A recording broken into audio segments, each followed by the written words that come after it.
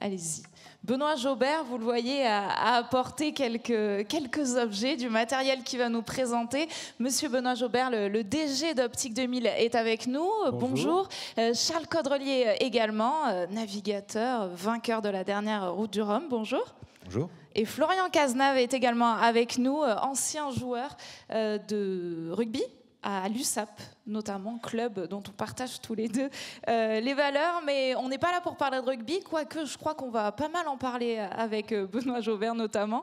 Mais on va échanger tous ensemble. Messieurs, vous allez nous éclairer à la lumière de vos expériences et de vos carrières respectives sur la vision et le sport. Et pour débuter, une petite anecdote qu'on m'a soufflée. En 2005, ça fait donc presque 20 ans, Nike lançait des lentilles appelées Max Sight. Elles ont été récompensées, ces lentilles, par le Time Magazine. Particularité de ces lentilles, lorsqu'elles sont teintées marron, elles filtrent la lumière bleue pour réduire les reflets et améliorent la visibilité des balles de baseball ou des balles de tennis, donc on parle bien de sport. Et le modèle vert, lui, donne aux golfeurs un avantage en améliorant les inclinaisons et les courbes d'un green. Alors, le projet a depuis été abandonné, mais il est l'illustration parfaite de cette technologie, de l'importance d'avoir une bonne vision dans le sport de haut niveau. Et quand on sait que 80% des informations, vous m'arrêtez si je me trompe, monsieur Jaubert, 80% des infos passent par la vue, pas forcément, on se rend compte que vision et sport, il y a un vrai lien. Et vous, ces liens-là, monsieur Jaubert, vous les avez cernés depuis très longtemps. C'est-à-dire qu'on les cerne depuis longtemps, puis on les voit évoluer surtout. La vision est complexe, les sports deviennent de plus en plus complexes. Vous l'avez dit, 80% de l'information visuelle. Il y a 5 grandes dimensions qu'on cerne, nous, c'est la netteté, l'acuité, l'accommodation, la vision périphérique. Tout ça, vous en avez entendu parler chez vos opticiens et chez vos ophtalmologistes, bien entendu. C'est aussi la stéréoscopie, la lecture des reliefs, dont vous mentionnez chez les golfeurs. Et puis, c'est la vergence, un nom que certains découvrent aujourd'hui, mais c'est la capacité à à coordonner ses yeux. Donc tout ça, nous, on le pratique tous les jours, mais le sport évolue très vite. Aujourd'hui, que ce soit en rugby ou en voile, mais ils vous en parleront mieux que moi, les performances sont toujours meilleures. Et sans des yeux qui accompagnent ces performances, ça va être compliqué. Les balles de baseball vont très vite, les balles de tennis vont de plus en plus vite. Donc il faut qu'on s'en occupe. Et c'est ce qu'on fait tous les jours. Et ce qu'on fait aussi en accompagnant des sportifs comme ces 2 messieurs que j'ai à côté de moi. On va les faire parler, bien sûr, peut-être avec vous pour commencer, Charles Caudrelier. Mais vous aviez une petite vidéo déjà pour introduire votre propos. Je vous propose qu'on la regarde tous ensemble. Oui, dans notre sport, en fait, tout le temps exposé à des lumières, à la réverbération, évidemment, à beaucoup de soleil. On regarde beaucoup la surface de l'eau, qui nous indique les différentes distances de vent et éventuellement de direction même. Regarder le ciel aussi, pour les nuages, nous parlent beaucoup sur ce qui va arriver comme vent et comment ça va évoluer. Donc maintenant aussi, nos yeux nous servent beaucoup à regarder ce qui se passe sous l'eau. On vole en fait, on est sur des petites ailes et il se passe beaucoup de choses autour de ces ailes. Pour régler une voile, on regarde son volume, son brillage, son twist, on appelle ça. Oui, après, on a des chiffres en permanence devant les yeux, parce qu'on a 600 capteurs à bord.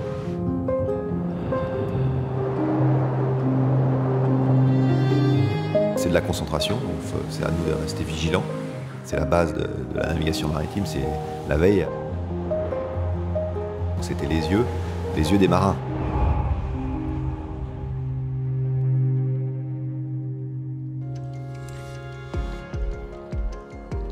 Charles Caudrelier, merci pour cette vidéo. Est-ce que la vision, elle vous semble encore plus importante dans votre discipline que dans un autre sport ? On a vu des notions très importantes, celle de veille, celle de rapport aux écrans également. Oui, évidemment. En fait, j'avais oublié que j'avais fait cette vidéo et c'est un sujet que je n'avais pas tellement réfléchi. Ce matin, j'étais à la Fondation Rothschild, j'ai discuté avec Vivien d'ailleurs qui est dans la salle et il m'a parlé du sport et de vision. Et je me demandais, il me parlait des équipes de rugby qui s'intéressaient de plus en plus à pour les commotions, les choses comme ça, mais c'est vrai que j'avais jamais tellement réfléchi au sujet. Et il disait peu peu d'équipes ou peu de sportifs s'intéressent finalement à la vision, alors finalement c'est essentiel. On comprend très bien que pour un joueur de rugby, par exemple, l'œil est pour revoir ses camarades, pour lancer la bonne direction. Nous, c'est un peu différent. En fait, tout est un peu expliqué là, mais l'œil est très important. Le moteur de notre bateau, c'est les voiles. Et on règle nos voiles, on peut régler en fonction de la force du vent. On change de voile, mais aussi on règle la forme de la voile. Je ne vais pas rentrer dans le détail, mais en fait, moins il y a de vent, plus on va faire une voile un peu creuse, et plus le vent va être fort, et plus on va aller vite, plus on va affiner. Donc c'est très important d'avoir ces repères-là qui sont visuels. On n'a pas encore les ordinateurs pour nous aider de ce côté-là. Enfin, ça progresse, mais c'est pas encore au top. Donc l'œil est capital. Et puis aussi pour l'équilibre, parce que la balance, en fait, la nuit, souvent, maintenant qu'on vole, en fait, avant, quand on volait pas, on sentait beaucoup le bateau, on s'était beaucoup assis sur les bateaux, on sentait beaucoup le bateau dans les fesses, dans les mouvements. Maintenant qu'on vole, on a moins cette sensation-là, et en fait, on a besoin d'avoir l'altitude et des repères et sur l'horizon. Et en fait, quand on vole, on perd un peu la nuit, on perd un peu ces repères-là, et on a beaucoup de mal à barrer, donc on met les pilotes souvent. Donc effectivement, c'est capital. Et puis il y avait une dimension, moins sur ces bateaux-là, où on est très protégé maintenant, mais d'être protégé quand je faisais beaucoup de courses en solitaire, on passait des heures à la barre, et on s'épuisait les yeux. Moi, j'ai eu beaucoup de migraines ophtalmiques, et j'ai mis du temps à trouver les lunettes bien adaptées. En plus, ma vue a diminué, donc oui, c'est hyper essentiel, et j'y avais jamais tellement pensé. Voilà, c'est en discutant ce matin avec ce groupe-là que je me suis rendu compte que dans plein de sports, c'était capital, quoi. On parlera de la protection, évidemment, dans quelques instants, également du matériel adapté. Benoît Jobert, vous nous en parlerez. La vision importante dans un sport, on a du mal à s'en rendre compte, disait Charles Caudrelier. Florian, vous en êtes rendu compte malgré vous, avec un accident domestique. Est-ce que vous pouvez nous raconter votre histoire ? Oui, déjà je m'excuse parce que j'ai pas de vidéo à l'appui, donc ça sera beaucoup moins clinquant. Mais en tout cas, mon retour de mon passif de joueur de rugby professionnel. Donc j'ai perdu la vision sur mon œil gauche, et j'ai d'ailleurs aussi perdu l'œil gauche. Du coup, étant professionnel en France, il m'a été interdit de pouvoir pratiquer le sport du rugby à haut niveau. Donc j'ai dû partir dans un autre pays pour m'entraîner, pour jouer, grâce à des lunettes qui sont là présentes sur la table.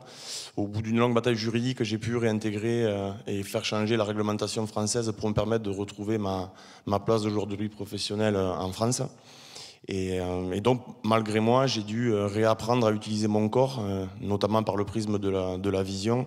Donc ça soulève évidemment 3 volets. Le premier, c'est l'acceptation du handicap.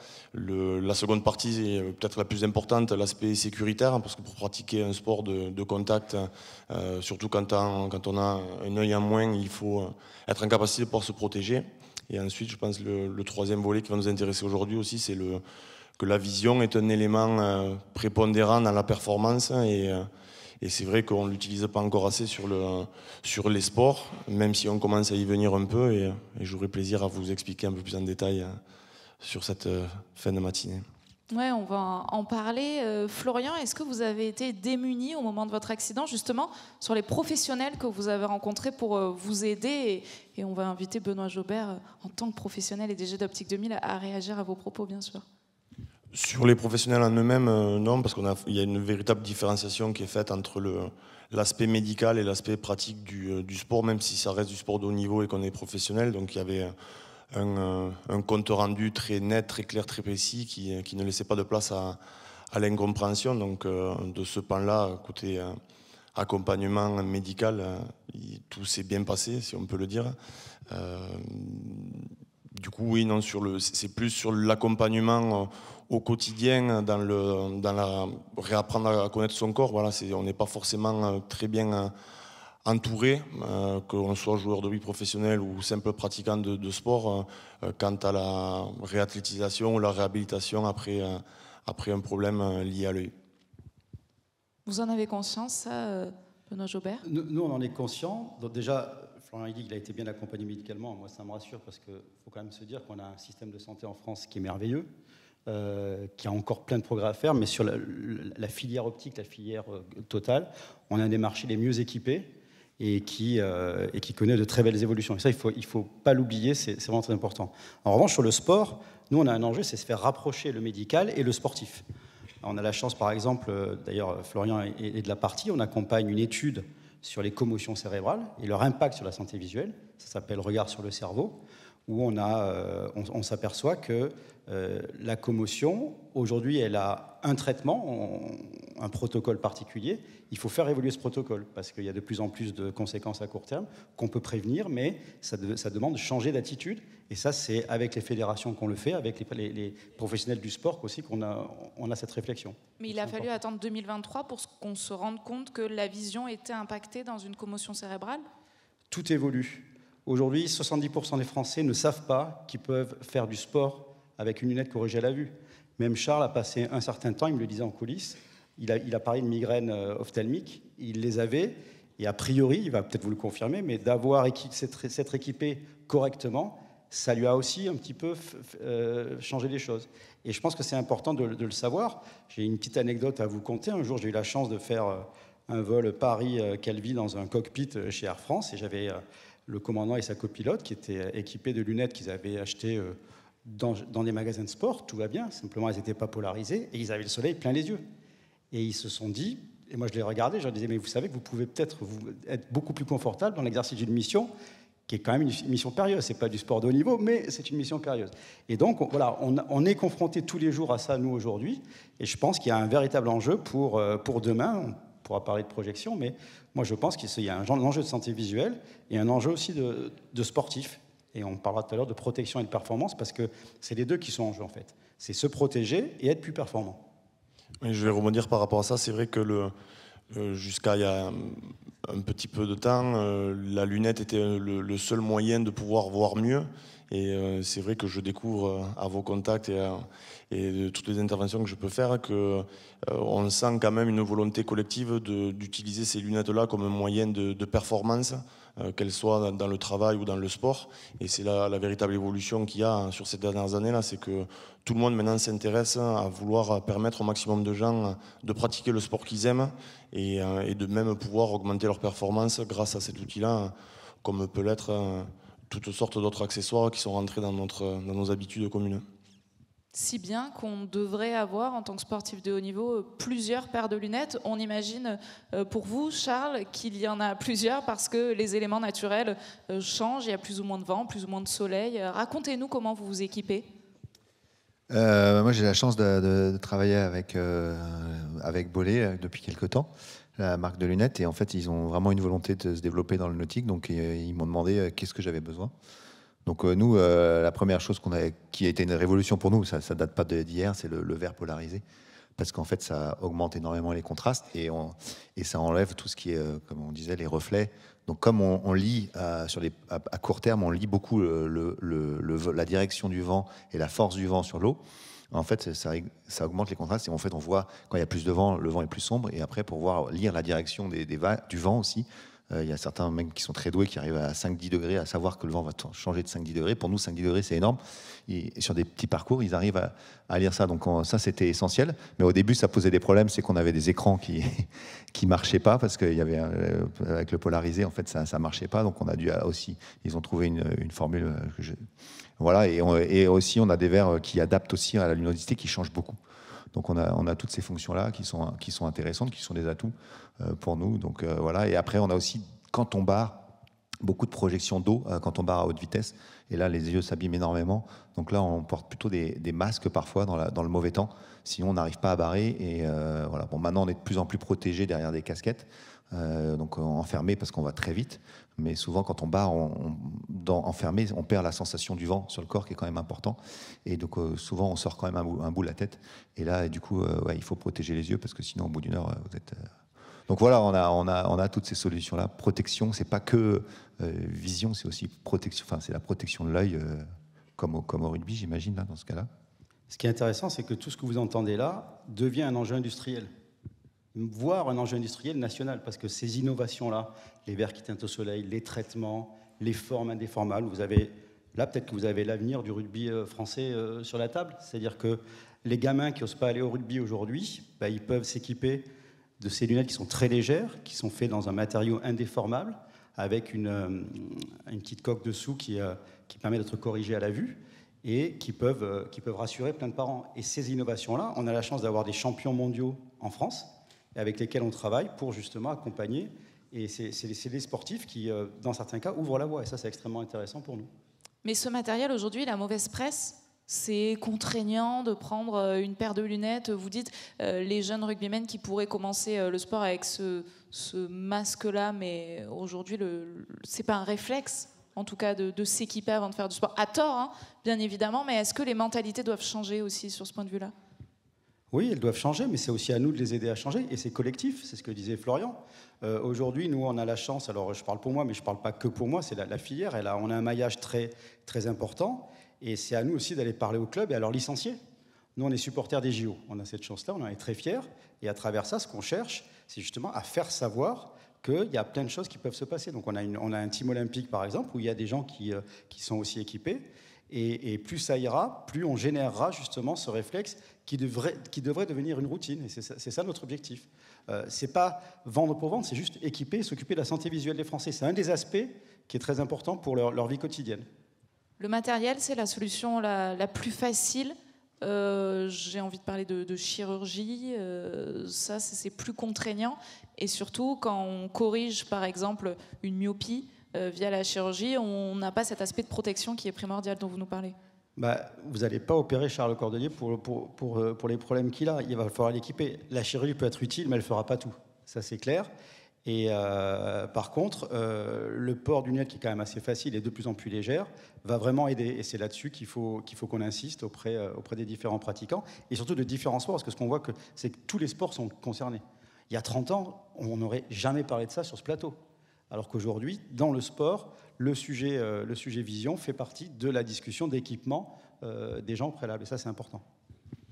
En tout cas, il est beaucoup plus simple pour un utilisateur lambda d'acheter une paire de lunettes pour s'équiper et justement se protéger plutôt que d'attendre après une opération qui peut être un peu plus contraignante. Donc c'est une solution de facilité aussi qui est pas forcément ancrée dans nos réflexes, mais qui tend à le devenir par des actions de certaines entreprises, dont Optique 2000 qui est ici. Mais en tout cas, c'est vraiment l'idée de se projeter et d'envisager les lunettes comme vraiment une possibilité de s'ouvrir au monde et s'ouvrir à la pratique de tous les sports pour des enfants jusqu'aux grands. Parlez-nous, avant de se projeter, Florian, du masque, justement, de la paire de lunettes, vous allez nous expliquer en détail, qui était vraiment une condition juridique pour pouvoir reprendre le rugby. C'est ça. J'ai, dans mon malheur, le moment où je perds mon œil, en fait, l'IRB, donc, qui est l'Institut international du rugby mondial, du coup, avait mis en place une phase de test avec les lunettes que vous voyez là. Libre cours était laissé aux clubs et aux nations d'adhérer ou pas au protocole. Et ce protocole-là avait été accepté par l'Italie et pas par la France. Donc je suis parti jouer en Italie avec ces lunettes-là, sauf que c'était il y a 5 ans. Donc c'était des lunettes qui n'étaient pas, des prototypes qui n'étaient pas finis. Et du coup, les premiers temps de pratique avec énormément de buée dedans, donc obligé pendant les courses, après les plaquages, d'enlever la lunette, la secouer, la remettre. Voilà, c'était... J'étais un peu un pionnier par rapport à ce port de lunettes là et j'ai aidé en tout cas à constituer une paire de lunettes qui soit plus adaptée. Mais ça a été un long chemin de croix avant d'abord d'une première chose d'accepter cette lunette pour arriver à un niveau où sans ces lunettes je me sentais un peu orphelin. Et avant même de parvenir, ou dans le même temps, de ce matériel, vous avez aussi travaillé à voir avec un seul œil. Alors justement, j'aimerais parler de cet aspect-là. Ça se muscle, la vision. On s'entraîne à mieux voir.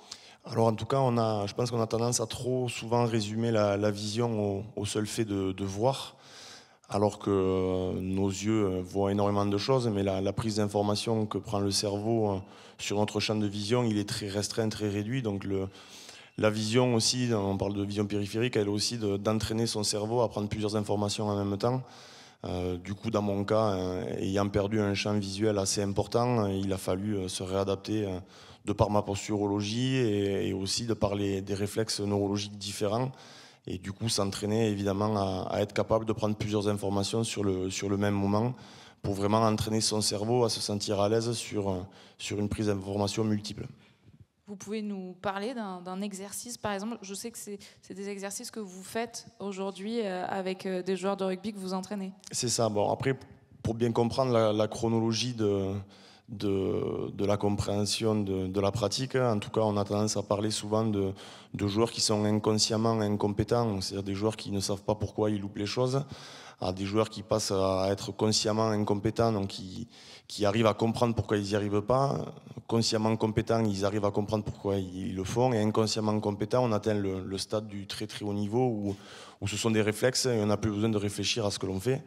Et je parle de ça parce que quand je perds l'œil, le seul fait de prendre un verre pour boire, c'était une épreuve. Donc ça veut dire que des réflexes qui pour vous paraissent anodins et que l'on n'a pas besoin d'intellectualiser, il a fallu que je réapprenne, en tout cas mon cerveau, à réutiliser ce geste-là simple. Et du coup, profitant de cette évolution et du temps que j'ai passé à réapprendre à utiliser mon corps, j'ai essayé de le transposer sur la pratique du rugby pour augmenter, dans un premier temps, de manière égoïste, mes performances à moi. Et en tout cas, d'ouvrir le champ des possibles à tous les pratiquants sur la faculté qu'on peut avoir à prendre plusieurs informations et être beaucoup plus, d'être meilleur sur un terrain ou sur n'importe quel sport. Vous entraînez votre vision, votre performance. Je sais pas, on peut parler de performance visuelle ? Oui, je crois que, en parlant ce matin, il y a forcément certains sportifs. Voilà, le plus évident, par exemple, ça pouvait être un tireur. On parlait d'un tireur ce matin. Et évidemment, son œil est très important. Ils se sont rendus compte qu'il avait une vision très spéciale et plus performante. Et souvent, on regarde, c'est pas un critère. On regarde les muscles, on regarde le poids, Et c'est vrai que ça va peut-être rentrer maintenant. Et puis après, évidemment, on peut l'entraîner puisque ça reste un muscle. Enfin, je parle sans trop connaître, mais j'imagine que c'est un muscle, ça s'entraîne. Lui, tu connais bien les exercices. A priori, il y a des choses qui se font. Et nous, en fait, oui, comme quand je parlais de la forme des voiles, il y a des gens qui sont très doués pour ça et qui adorent ça et qui regardent des voiles et qui sont capables. Et à force de regarder des voiles, d'analyser des voiles, on progresse. Et du coup, pour nous, c'est important, comme c'est le moteur. On peut faire ensuite des retours aux gens qui fabriquent nos voiles pour les modifier. Et après, on peut les analyser. Et ça, c'est super important. Et plus on en regarde, donc j'imagine qu'inconsciemment, notre œil, il s'entraîne finalement à avoir des formes, à mémoriser aussi. Et à pouvoir comparer, c'est pas évident parce qu'une voile c'est compliqué à changer, donc on en met une et puis après il faut pour le temps de changer l'autre. Voilà, c'est pas instantané, on peut pas. Donc des fois on fait des photos, on compare, mais rien n'est meilleur aujourd'hui que l'œil. Et il y a des gens qui sont experts là-dedans. Et voilà, donc oui, il y a forcément de la performance, surtout dans certains sports, j'imagine, plus que d'autres. Ce qu'il a dit tout à l'heure, Charles, il y a des ordinateurs de bord, mais ça ne vaudra pas l'exercice régulier de la vision. Et je pense, moi ça me rassure. Et deux, ça prouve que c'est en écoutant les sportifs qu'on va arriver à générer le progrès de l'équipement qu'on va lui proposer. Et les 4 stades que vient de décrire Florian, là je pense que vous deviez décrire l'inconsciemment compétent, c'est super important. Les prises de décision aujourd'hui en sport, elles passent à une vitesse et des millièmes de seconde. Les JO 2024, même la Coupe du Monde, on va voir des gestes, j'espère des gestes des Français d'ailleurs, ça va être des gestes de génie. On leur demandera après comment ils les ont fait, ils ne sauront pas, mais c'est parce qu'ils se sont vraiment tellement entraînés et habitués qu'on va sûrement arriver à des situations exceptionnelles. Mais tout ça, c'est du travail aussi, et c'est du travail équipé ou pas, mais souvent, il faut que quelqu'un le drive. Alors, je ne sais pas si vous l'utilisez en voile, mais en tout cas, c'est le logiciel qui m'a permis à moi de m'entraîner. Il s'appelle le NeuroTracker. Donc, c'était des professeurs canadiens qui avaient mis ça en place au départ pour les footballeurs américains et les quarterbacks. Donc, c'est un travail avec des balles de tennis qui sont projetées sur un mur, en fait. Elles grossissent, elles rapetissent, elles s'entrecroisent, elles s'entrechoquent avec des numéros au départ. 10 secondes après, les numéros disparaissent. Il faut retrouver la balle qui avait été colorée. Enfin, c'est un peu vague comme ça, mais en tout cas, c'est un exercice qui a été mis en place. Et donc, le retour que faisaient les footballeurs américains, c'est qu'ils avaient la sensation de vivre toutes les situations au ralenti. Et qu'à force de travailler sur ce logiciel-là, et on parlait de la vision est un muscle, en tout cas, le cerveau en est un et l'œil aussi. Ce genre de répétition et d'entraînement qui pour beaucoup une nébuleuse parce qu'on ne l'a pas souvent abordé, sont véritablement des facteurs de performance indéniables et j'en suis la preuve. Voilà. Il existe quoi d'autre comme type d'exercice ? Alors, si vous êtes ici, on peut aller un petit peu plus loin. Aujourd'hui, sur un stand Optique 2000, justement, les réflexes visuels avec ce mur coloré, ça aussi, ça fait partie des exercices qu'on fait pour entraîner tous les sujets liés à la vision périphérique, parce que quand on fait du sport, on est souvent exposé à ça.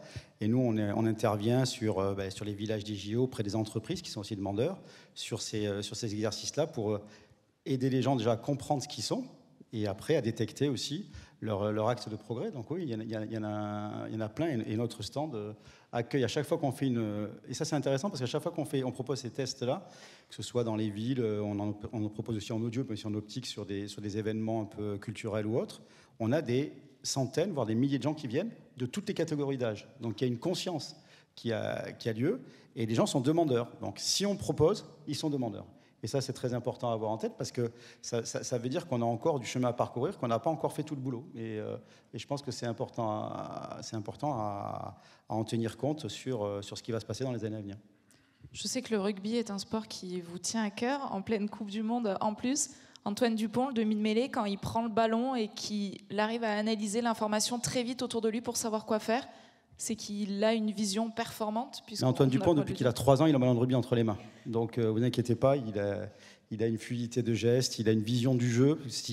Ce gars-là, mais Florian aussi à son époque, mais ces gens-là, vous voyez très bien, ils sont toujours au meilleur endroit, au meilleur moment.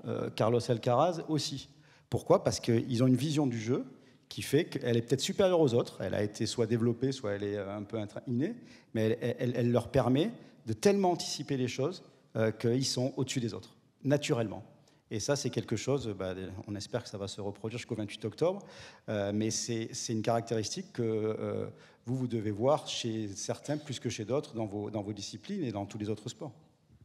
En tout cas, c'est vrai que sur le rugby ou des sports de contact, il y a énormément d'éléments à prendre en compte. Alors, le plus simple et qui...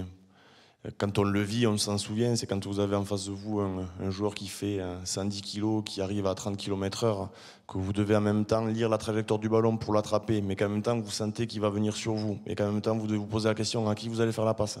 Voilà, ça fait 3 informations, et alors sur le haut niveau, on parle d'Antoine Dupont, c'est encore plus complexe parce que le temps il est encore plus restreint, mais ça peut vous donner un ordre d'idée un petit peu sur ce qui peut se passer dans le cerveau et la manière qu'il faut avoir de réagir vite et bien pour le bien de son corps.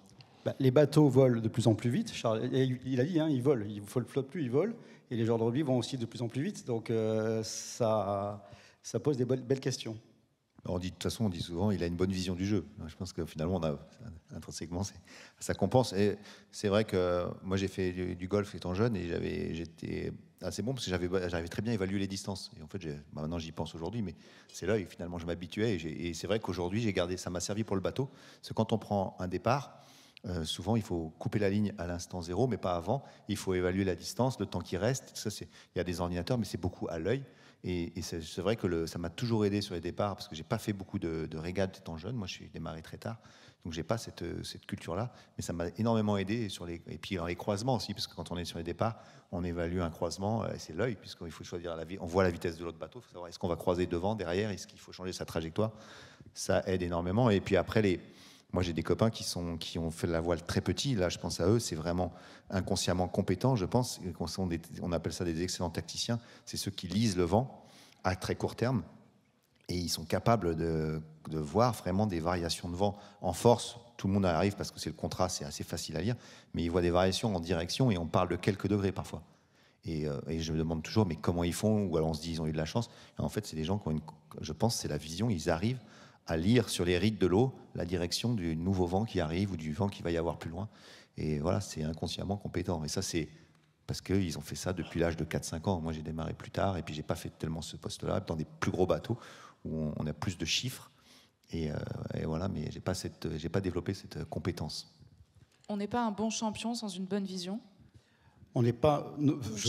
court d'ailleurs. Je pense que oui. Des mauvais champions. Mais là, on se parle de haut niveau. Après, il y a tout le volet protection parce que nous, on est fiers aussi d'aider des gens qui sont en difficulté visuellement et qui arrivent à se sortir de situations simples, mais tous les jours. Je rappelle que 92% des problèmes visuels se font parfois dans la pratique sportive. Et c'est souvent des gens qui n'étaient pas équipés au moment de le faire. Donc, on reviendra nous voir, on va préconiser des choses et on va éviter le pire, parce que c'est ça aussi. Et la protection, elle sert à ça. Aujourd'hui, on a des gens qui ont des visions qui sont beaucoup plus dégradées. On arrive à les équiper à la vue pour faire du sport. Et à leur petit niveau, ils arrivent à vivre plus normalement, ou en tout cas, socialement aussi, mieux s'insérer. Et ça, c'est une dimension humaniste de notre métier, ce qu'on appelle la basse vision chez nous aussi, qui fait partie des spécialités qu'on a. Et on a des opticiens et des ophtalmos et des optométristes avec lesquels on travaille régulièrement là-dessus. Et ça, c'est des millions de gens qui, eux aussi, ils rêvent en regardant la télé, mais quand ça s'applique à eux, ils ont la chance de pouvoir mesurer ce genre de progrès. Et ça, c'est quelque chose qui touche beaucoup. Je sors mon téléphone parce que je m'étais noté quelques chiffres. Vous en avez donné certains, Benoît Jobert. 78% des traumatismes oculaires sont liés à la pratique sportive. Seuls 5% des porteurs de lunettes en portaient au moment du traumatisme. Et dans 90% des cas, le traumatisme aurait pu être évité avec le port d'une paire de lunettes adaptées. Et c'est énorme. Tout est dit. Tout est dit. Et pourtant, plein de gens continuent à aller faire du ski sans se corriger. Et les accidents de ski... je ne vous en parle même pas, et il y en a eu même des dramatiques, on les connaît. Et ça fait partie des choses où, en plus, vous apportez non seulement de la sécurité pour vous, mais pour les autres. Donc là, en plus, on va s'étendre, mais on ouvre des débats encore plus importants sur le respect de l'autre. Je veux dire, il y a des sports où on respecte l'autre, le rugby en fait partie, la voile, bien entendu. On respecte aussi les autres dans la vie. Et peut-être que de s'équiper, ça fait partie des actes qui sont importants pour que tout le monde puisse mieux vivre ensemble. On a échangé avant cette table ronde, Benoît Jobert, et vous m'avez parlé des Ray-Ban Stories. Alors, c'est une paire de lunettes de vue et solaires intelligentes qui promettent de rester connectés. Il y a également un objectif de caméra dans la lunette. On peut prendre une photo, on peut filmer, on peut également avoir une application. Avec ce type de lunettes, on peut être de meilleurs sportifs également. Est-ce qu'il pourrait y avoir des capacités dans ces lunettes pour améliorer la performance sportive ? Ou là, je vais un petit peu loin, mais on se projette. Ça s'appelle Demain le sport. Non, ça illustre que quand je parlais d'innovation, je veux dire, aujourd'hui, il y a des gens qui ont concentré sur une paire de lunettes beaucoup de choses. On peut garder ces lunettes et parler au téléphone. Ou communiquer avec un directeur sportif ou avec une base arrière, etc. Donc, on voit bien qu'il y a des choses qui vont électroniquement être embarquées et qui auront des applications demain, civiles, culturelles, mais aussi sportives. Et ça, c'est que le début. Et je pense que, vu les acteurs qui viennent investir sur ces sujets-là, je pense que dans quelques années, on en reparlera avec de plus en plus d'innovation avec des applications très, très, très, très concrètes. Mais pour l'instant, c'est juste un outil. Charles Caudrelier, vous nous disiez, le cerveau, la vision...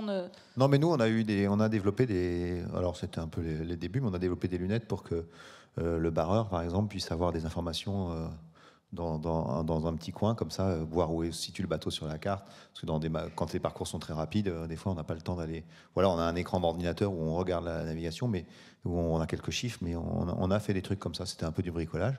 Et ça se fait beaucoup, je crois, dans l'aviation. Hein. Il me semble que les pilotes de chasse ont des chiffres. Tout à fait. Et sur les bateaux qu'on voit, là, qu'on n'a pas vu, qui volent comme moi, mais qui font des régates à la journée, ils ont des casques avec des informations qui reviennent maintenant. Et ils travaillent dessus, en tout cas.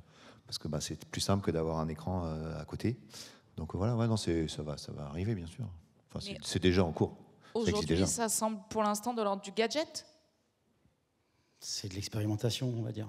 Appelons ça comme ça. Et laissons les choses se faire tranquillement. Mais pas non plus trop pressés. Florian, vous intervenez désormais. Il y a une vraie volonté de sensibiliser aussi à ce matériel-là. Est-ce que sur un terrain de rugby, tout le monde devrait porter une protection pour les yeux ? Oui, c'est évident, parce que des personnes monophtalmes, on n'en trouve pas à chaque coin de notre rue, mais des personnes portant des lentilles de contact, plutôt que de devoir mettre des lentilles ou prendre des lunettes, alors la plupart du temps, ce que je vois, c'est des petits-enfants qui jouent avec des lunettes de piscine aux entraînements, donc ça prouve bien que ce n'est pas encore un réflexe chez tous les parents, mais... Évidemment que le fait de pouvoir porter ce genre de lunettes-là pour des personnes déficientes visuelles, déjà c'est un repère pour les coéquipiers, parce que du coup on est sensibilisé au fait que le petit enfant à côté de nous, il n'a peut-être pas forcément les mêmes habilités physiques que nous, donc ça permet aussi socialement de l'intégrer dans le groupe et de pouvoir faire naître chez les enfants des réflexes de bienveillance autour de ces joueurs-là. Et puis aussi, surtout, ça permet à l'enfant de se sentir en sécurité.